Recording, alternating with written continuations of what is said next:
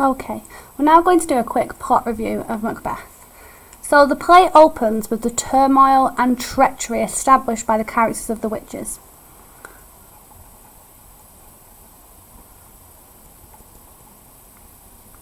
And these are characters which represent our transgressive forces.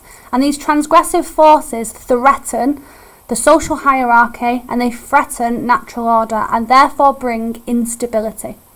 Okay? When we're first introduced to the witches, we have these paradoxes, and their language itself is the juxtaposition within that language represents how they are completely conflicting. So when we meet these characters, we see straight away conflict, turmoil, instability, chaos. Okay? And they say fair is foul and foul is fair. And fair is foul and foul is fair is the only quotation really that I'm going to do in this plot review. Because I want this to be fast, but also because I think this is too important not to mention. So, if something is foul, it is bad. If something is fair, it is good. So the witches essentially say fair is foul, goodness is bad, and badness is good.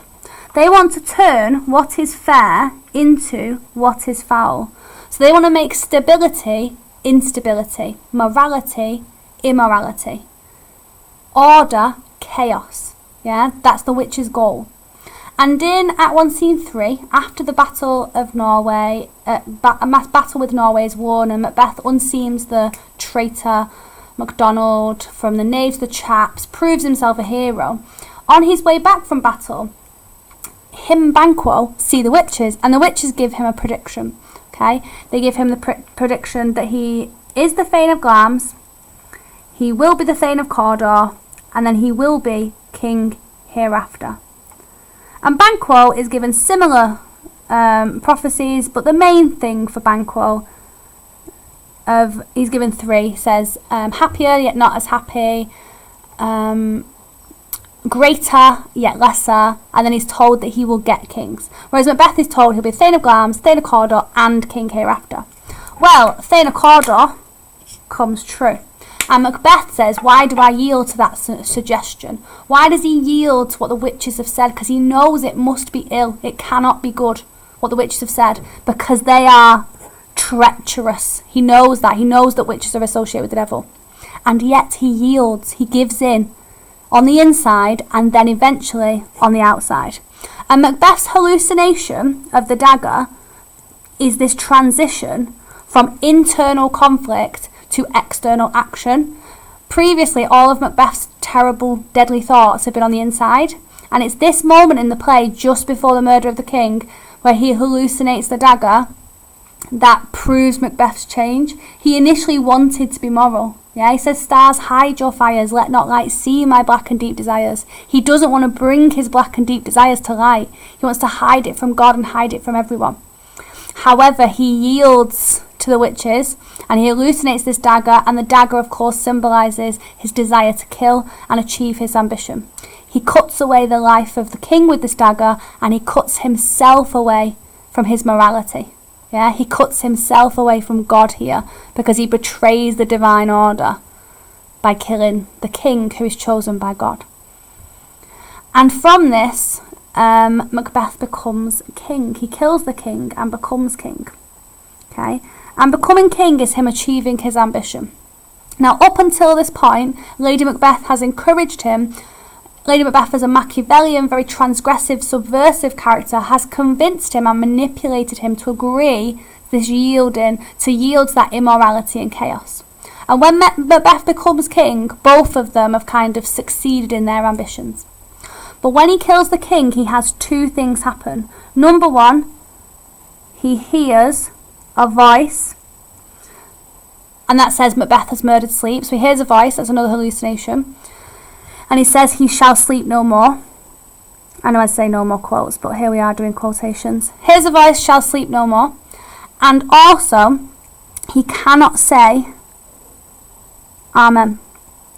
And we know straight away as an audience, especially in the Jacobean time, this audience is religious.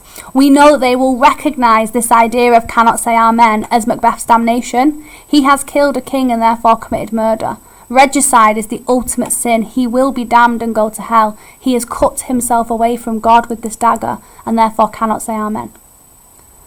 Despite his damnation, Macbeth is now king and has achieved his ambition. Is it worth it is essentially what you need to ask yourself in this play. He tries to wash away the blood, doesn't he? And he's worried he can't wash it away. At this point, Macbeth should feel that becoming king is worth the choice that he made. But instead of becoming comfortably king, we see here the consequence of regicide in that Macbeth becomes suspicious and paranoid. Where he wanted to become secure, he actually becomes vulnerable. So regicide didn't bring him security, it brought him vulnerability and suspicion. And he becomes suspicious of Banquo because Banquo was told he will get kings, and he attempts to kill Banquo but Fleance gets away. And then he hallucinates Banquo's ghost. So we know that transgressive forces, not only do they disturb the social hierarchy, creating instability within society, a bad king on the throne, but they also create mental or psychological instability. So we know that there's two consequences to transgressing the great chain of being. We know that there's consequences to evil, to malevolence, to sin.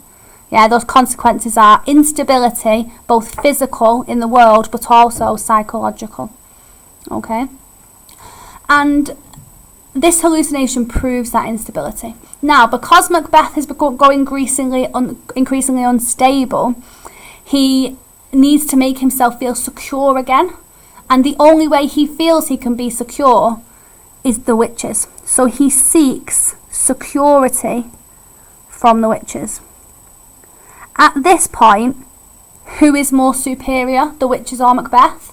Well, obviously the witches, because he's seeking security from them. They have the upper hand here. And we see that if you yield to temptation, if you yield to your unchecked ambition, and you commit sin to get there, then you will end up yielding to essentially the devilish, fiendish forces, and yielding to damnation. This is essentially his consequence, and the witches are able to turn what was fair into foul. Okay? Now, from these predictions, he should feel secure, but he decides to make double sure that he cannot be killed. Even though he's told no man of woman born can kill you, he's told beware Macduff. So he decides to kill the entire Macduff family. And when he kills the entire Macduff family, that we call the slaughter of the innocents. This is the first time that Macbeth slaughters entirely innocent people. They are not threats, direct threats to his power. Banquo and Fleance were both direct threats to his power. It's wrong that he tries to kill them, but they were threats. The Macduff family are not direct threats to his power. So it's a slaughter of innocent people. And this shows us just how malevolent, treacherous forces can make us. If we yield to temptation, we will yield to corruption. And that corruption will change our inner being and change our morality. Macbeth is now an immoral tyrant. Yeah, he is malevolent and sinful. Yeah, and he will not stop at the murder of children. And that tells us the danger of the wrong king, because the wrong king can lead to that. And that is essentially what Shakespeare's aiming to promote, isn't he? He's aiming to strengthen and promote King James as the rightful king.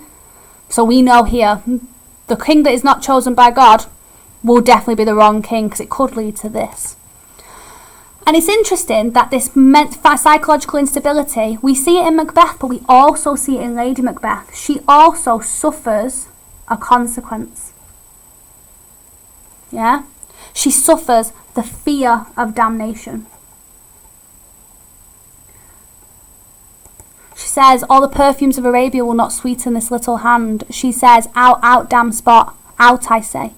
Yeah?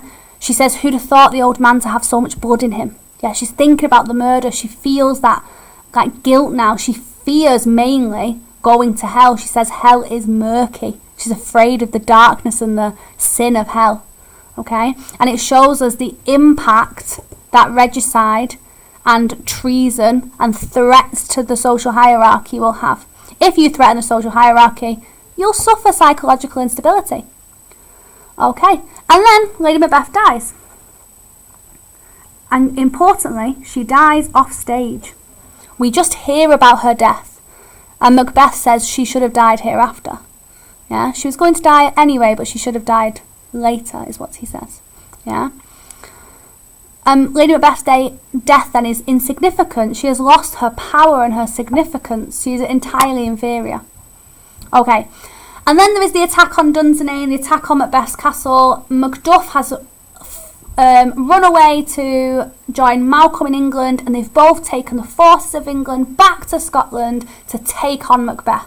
Okay, and Macbeth is beheaded, so there's a battle. Macbeth is able to defeat all of the people that fight him apart from Macduff, because Macduff was not born of woman. He was ripped from his mother's womb, and therefore Macduff beheads Macbeth. And a beheading is what we do to traitors. So we learn here that because Macbeth is a traitor, he will pay with his life. And this is that threat that Shakespeare puts through his play, that if you threaten the social hierarchy, if you create instability, if you yield to temptation and corruption and take what is fair into what is foul, you will die and you will pay with your life. Okay? And then finally, I don't have an icon for this, but it is important. There's a little crown. Malcolm is king at the end. And Malcolm, as the son of Duncan, is the rightful king. And therefore, we realise the importance of the rightful and worthy king, which also represents the power that King James has and the idea that he is a worthy king. And that is the plot of Macbeth. Please refer back to this video when you need a quick refresher.